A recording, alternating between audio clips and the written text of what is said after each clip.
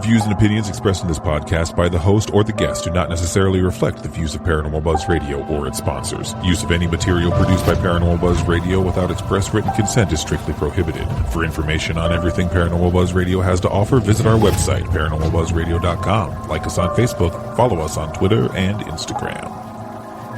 Listener discretion is advised.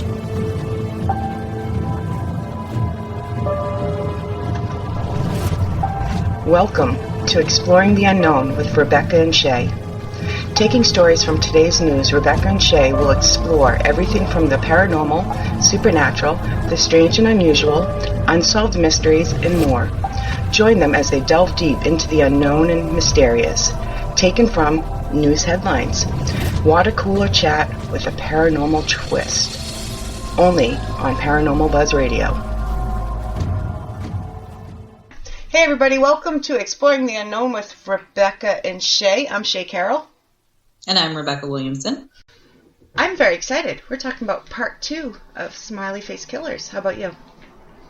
Yeah, I'm excited. This is a really interesting story. I was talking about it over the weekend, and I was like, oh, you got to listen to this, because it was kind of really, really interesting. It is. And we got a lot of positive feedback on it, so everybody that reached out, we really appreciate it. Yeah. It's nice to know people are listening. I know, right? Because sometimes I wonder. And appreciating as well. Yeah. Hey. Before we get into that, how was the psychic fair of the weekend? Oh, it was awesome.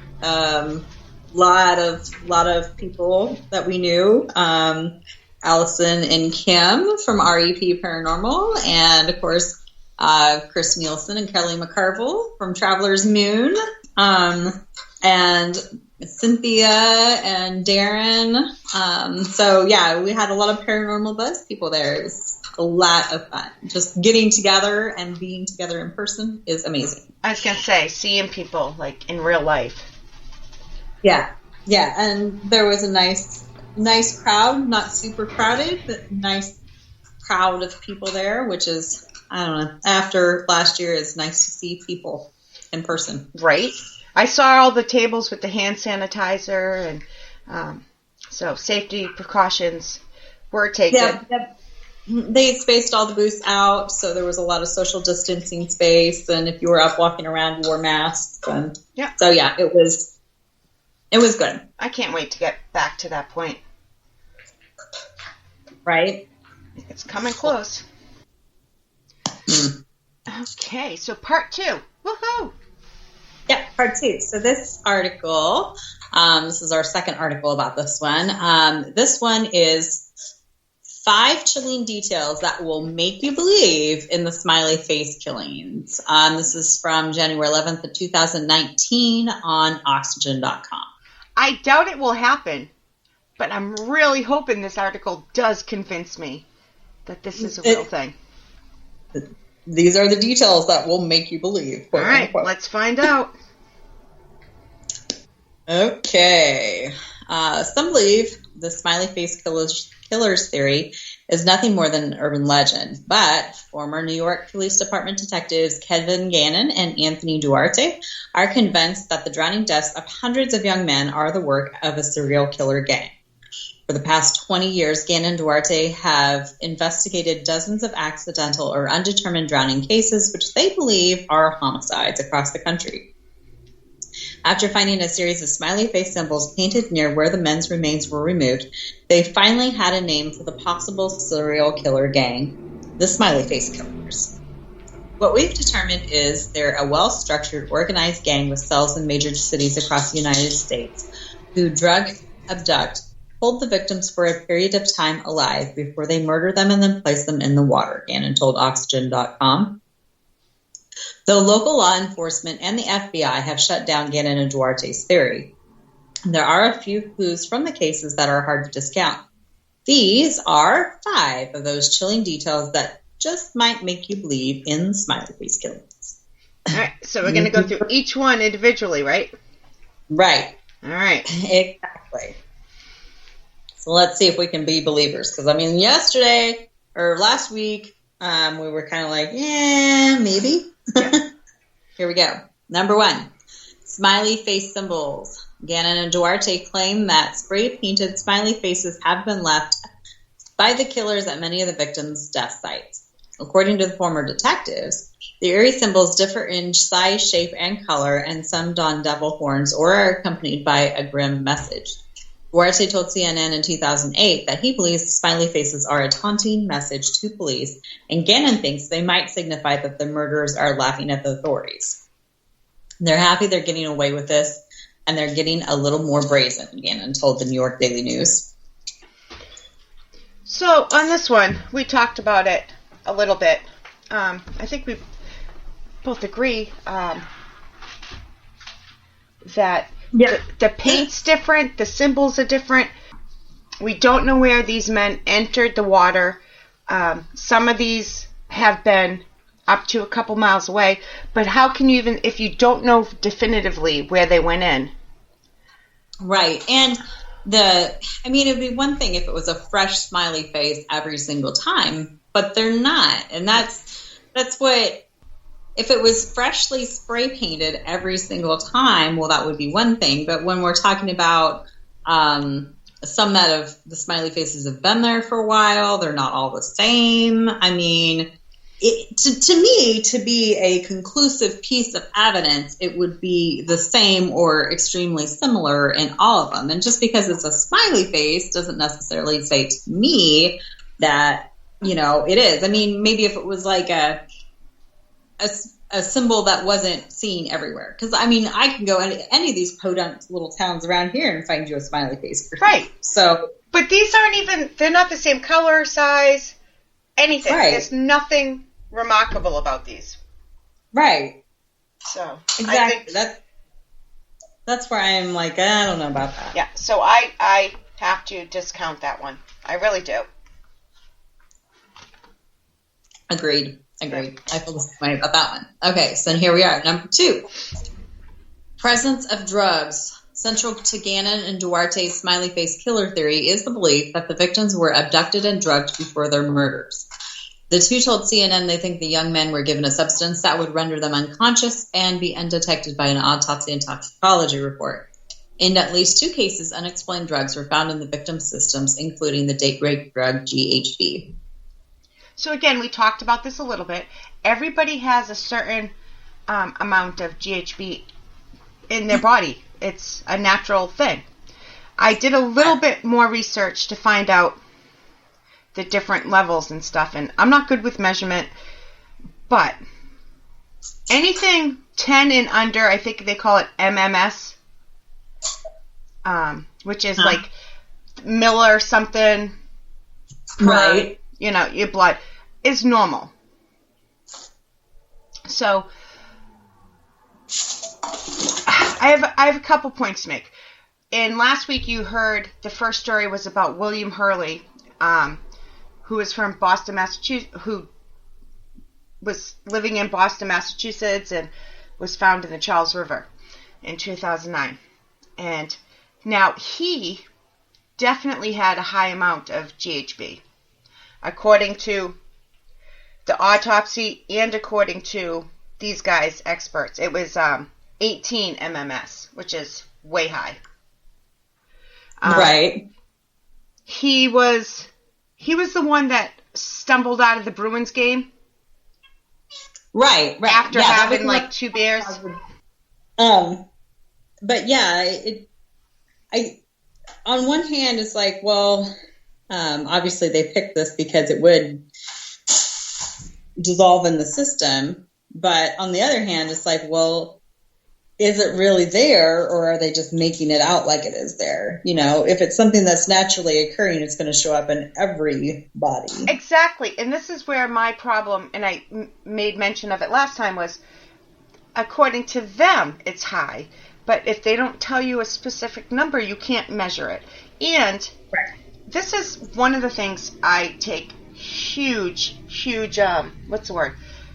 difficulty with this case. I heard the audio myself. I think it was Gannon, I'm not sure. But they continuously say every time they can have something tested or have something retested, 100% of the time the test showed GHB in the body. But they don't say how much. And they don't say how many cases. Right.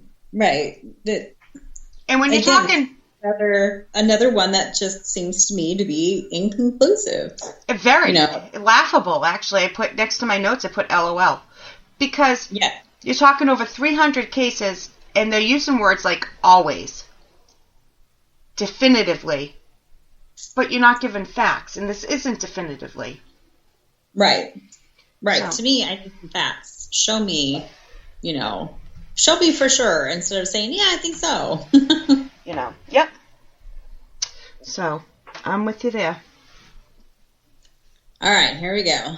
I'm not convinced yet. Here we are. Number 3, victim profile. The majority of the alleged smiley face victims were athletic, successful students who were well liked by their peers. According to Gannon and Duarte, the young men were most likely targeted because of these traits by killers who were, quote unquote, not smart and not good in school, unemployed and unpopular. Along with their personnel similarities, all of the victims disappeared after a night of drinking with friends and were later found dead in a body of water. Again, to me, this seems a pretty open-ended victim profile. I agree. I 1,000% agree. It's just too broad. Yeah, exactly. I would say these were also the most likely to fall in a river and drown after a night of drinking. I mean, if you look at, your most likely candidates for that, I would say they would be college-age kids, Yeah, I agree. Reminder, guys, we're going by the overall 300 right now. We'll touch base on individual cases in a minute, but right now, they want to put out 360, 350. I've heard all kinds of numbers, but over 300 cases, then we're going to judge it all at once. Right, and we're judging by what's written here. I mean, and maybe they have a more cohesive victim profile than what is stated here. Not from anything I've seen, and I've done a lot of research on this. Okay, well then I'll trust you. Well, I was trying to give them some benefit of the doubt. Yeah, I just can't at this point. Okay, number 4, state of remains. In many of Gannon and Duarte's cases, the two contend that the state of the victim's remains was inconsistent with the original investigators' conclusion that they had died from an accidental or undetermined drowning. For example, when 23-year-old Dakota James was found by police in the Ohio River, his body had experienced minimal deterioration despite him being missing for 40 days. 2 weeks after 24-year-old Tommy Booth went missing, his remains were found in a previously searched Pennsylvania creek in full rigor mortis, which normally dissipates within 24 to 36 hours after death. Gannon told CNN, "I believe these young men were being abducted by individuals in the bars, taken out at some point, and held for a period of time before they're entered into the water." Dakota James's case, I believe, I can't recall detail, but I do agree. That one's another very weird one. Yeah. But we touched on this. If you go into a frozen river, you can't, especially us, and even cops. Yeah, they have a lot of experience, but they're not morticians, they're not the doctors, so they can't say definitively. But if you go into a frozen river, you're not gonna. Yeah, you're not going to great as much as if you were in a river in July. Yeah. I think that's obvious. And again, a very general statement you started off with. According to the Gannon and Duarte, in many of their cases. Well, what is in many when you're referring to 300-something cases? Right. Yeah, exactly. How many? How many were this an example? Do they have a set amount of time? I mean, missing for 40 days and then missing for 2 weeks. I don't know. To me, I need I need a little bit more conclusive, this is what's going on versus, I think this way. Yeah.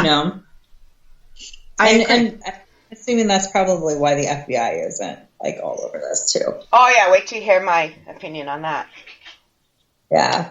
But again, and this reminds me of a case that we saw on Unsolved Mysteries, the new Unsolved Mysteries series, where the kid went to a party and disappeared from the party, and then they searched and searched and searched, and then he was found across the street in the field. Yeah, a month or so later. Yeah. I mean, this kind of thing happens. It really does. Unfortunately, it does. Exactly. Not like,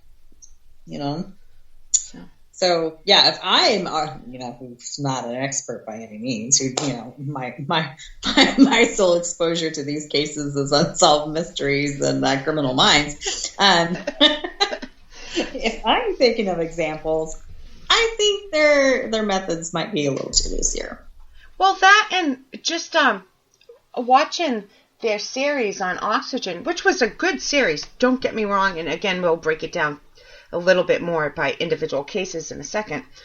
But even their quote-unquote experts that they bring on to give their opinion, they choose what to accept and what to dismiss and just be like, well, whatever, a little bit. You know what I mean? Like, so.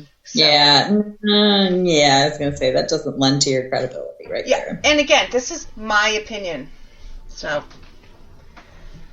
But. Right. Okay. So far, neither one of us are convinced by their 5 reasonings. But so here we go. One last attempt. Number 5. Yep. Okay. Staging remains. Another detail Gannon and Duarte believe points to the fact that the men were abducted, drugged, and murdered before being placed in the water is that some of the victims' remains appear to be staged. When police located the body of 22-year-old Todd Gieb in a previously searched lake 3 weeks after he went missing, Gieb's head and shoulders were sticking out of the water as if he had gone for a swim, according to case studies in drowning forensics by Kevin Gannon and Dr. Lee Gilbertson. In the case of 21-year-old Chris Jenkins, his remains were found in the Mississippi River about 4 months after he disappeared, and he was discovered floating on his back with his arms crossed on his chest, according to the New York Daily News. That might have been the bar one I was talking about last week. Yeah. Quote unquote, it screamed homicide, Gannon told the Daily News. Yep. So. Yeah. I don't know.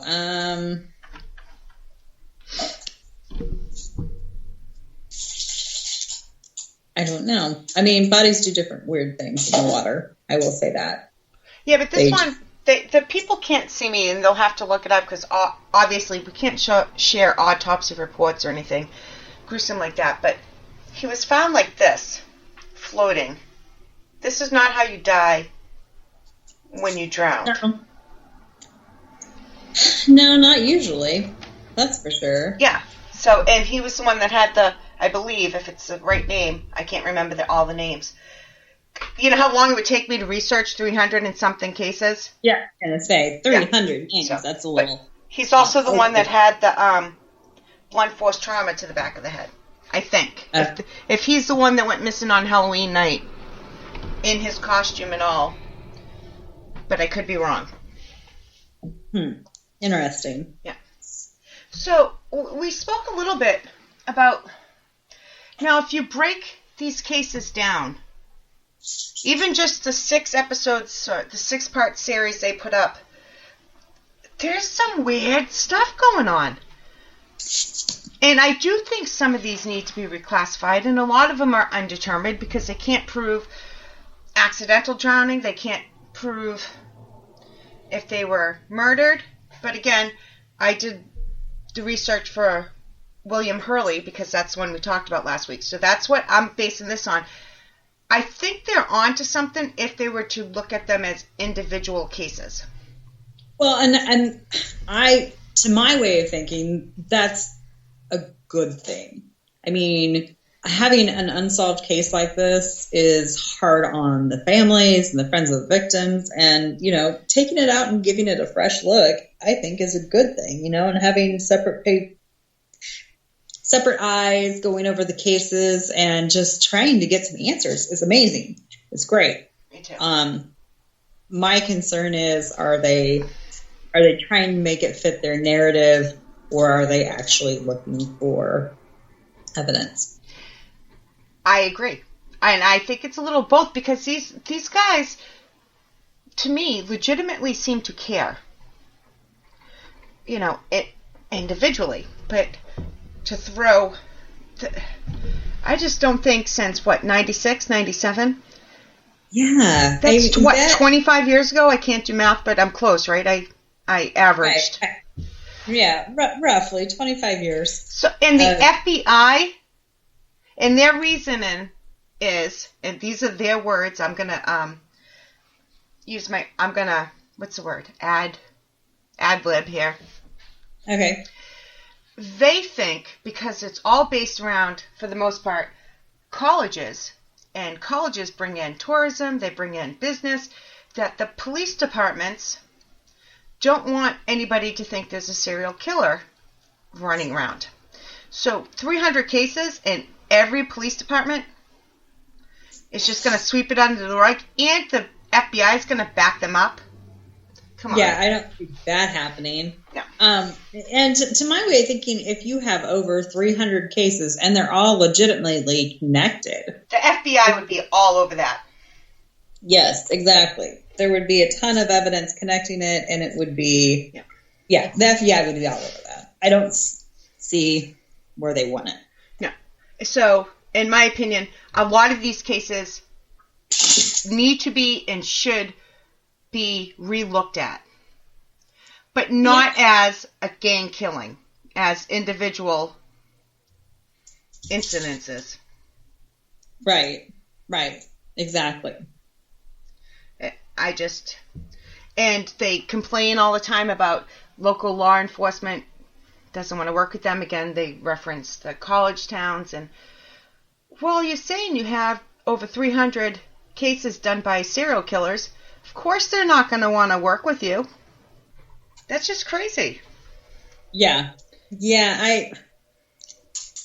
I don't know.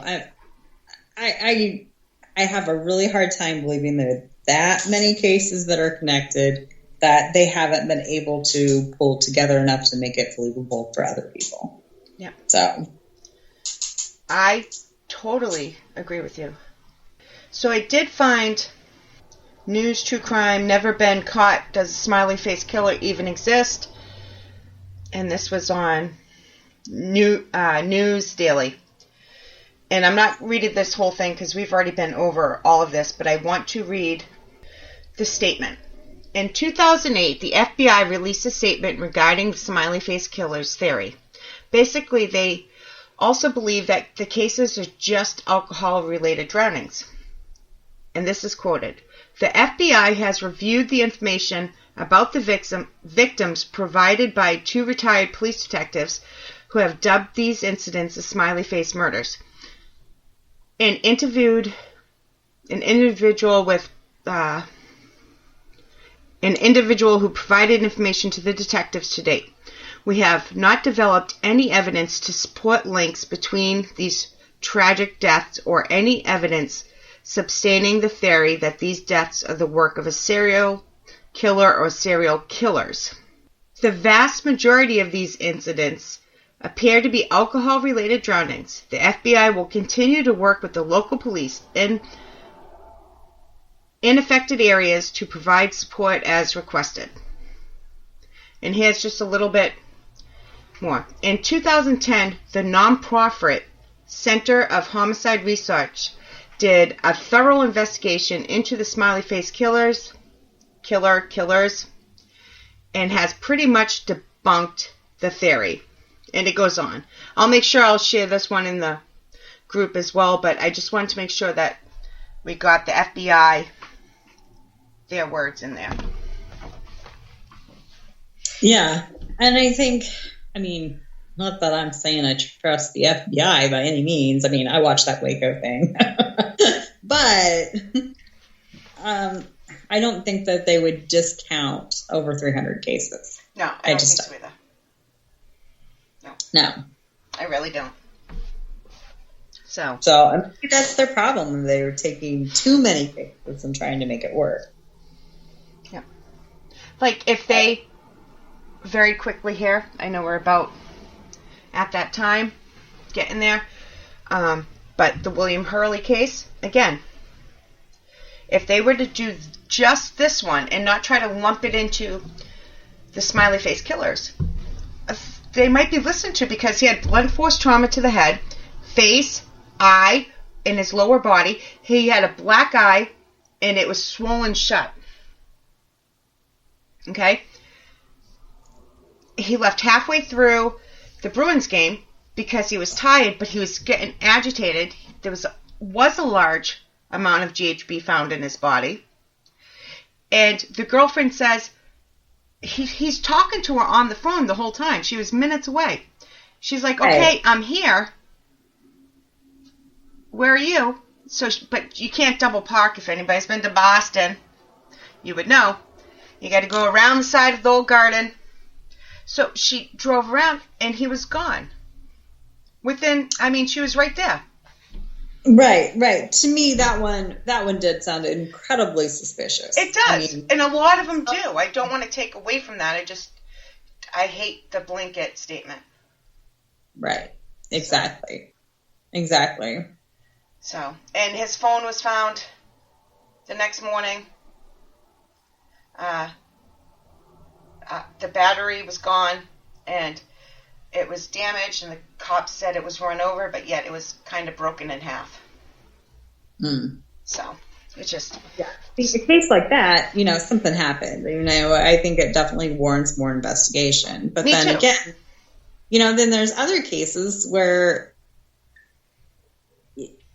they probably were an alcohol-related drowning, and the family just doesn't want to believe that. Well, some of the families do. That's why they haven't gone on record. I told you about the one last week that the family, again, this is a guy that left the bar in his Halloween costume. His mother is adamant that it was an accident. She does not think it was related to smiley face killers. So. Interesting. Yep. So, I say their top 5 list did not make me a believer, but it's an interesting theory to think about. It is, but I just don't buy it. Again, individually, a lot of these cases should be relooked at. And I'm not a cop, I'm not an expert, so I can say a lot or a few and get away with it. But when you're giving data to the news people, you should be given actual numbers. Right. So. Yeah. Exactly. If they had a little bit more proof, I think they'd be coming out with it. So, and of course, they keep saying they don't know what we have. Well, why not? Why aren't you sharing? Exactly. One of the cases is an undetermined death by drowning, and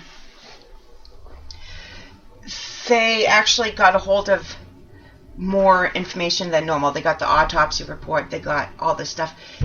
And nowhere on the autopsy did it point out certain injuries. Like, there was ligature marks around his neck to the point where it cut in. And the ring finger and the middle finger, I think of those the ones, had damage. And Cecil, something very famous guy, even said, everybody knew. So, I wish I could remember his name, because I'm only giving half-ass information here, but, so certain things stand out, but... But that wasn't on the autopsy report? It was not put on the autopsy report. No. And it might be the one that we just talked about in the Ohio River. I'm not sure, because I mix up all the names after a while. There's too many. That many cases. Excuse me. Hard, which again I really think they would benefit from going through and eliminating some of the ones that are not as closely tied together. And that way they can get a better grasp of this is exactly what we're looking for. I wanted to throw that out there as an example. So sometimes people do make mistakes, and that many cases, even if you just went by the 40, there's no way I could remember every name, every town, and which one was which. But, so that's my final thing. I think some need to be looked into, definitely need to be looked into, and some should be reclassified as homicides. But I don't think there's a gang of serial killers working together for 25 years. Yeah, and that's far apart, spread that far apart. I have my doubts. Yep. I have my doubts. Yep. So, yep, that's my thing. I hope people comment or let us know what they think. If they believe it, don't believe it. Yeah, maybe there's more information we don't have here that is more convincing. Maybe there's a real top 5 that is a lot more convincing than this top 5. So far, I haven't gotten any information where somebody's like, "What? Are you crazy? How can you not see it? It's all the same." Yeah, individually, these are weird, but... So, we will see. We will see. All right, guys. On that note, I think it's time to wrap this up. All right. Yeah. You can find us on Facebook in our Facebook group, Exploring the Unknown with Rebecca and Shay Podcast. And, we share the articles that we talk about in the group. And if you have an article that you want to share with us, you can share it in the group and we'll read it on air and give you a special shout out. Yeah. And if you want to be a guest, just let us know. For sure. We're not mean. I promise. Well, speak for yourself. You know what? I'm not. Hey. We balance each other out. No, seriously. Thank you, everybody, for the support. Thank you for listening. We really appreciate it. Yep. Thanks, guys.